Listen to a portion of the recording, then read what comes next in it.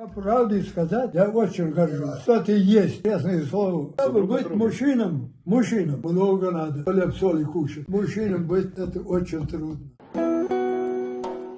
Как тебе сказать, продажной шкуре здесь много. В том числе, который тебе вот эти разговоры ведет, эти самые. Не надо об этом.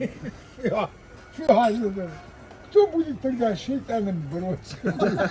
Главное говорить, мне кажется, правду. Что бы ты ни говорил, что бы я ни говорил, этот народ не изменится. Заразился. Я убедительно прошу Владимира Владимировича, когда у нас кончат этот депортации, каждый любит свою родину. Сколько будем плакать по свой очаг? 80 лет. Неужели не хватит? Аллахумма салли ала Мухаммад.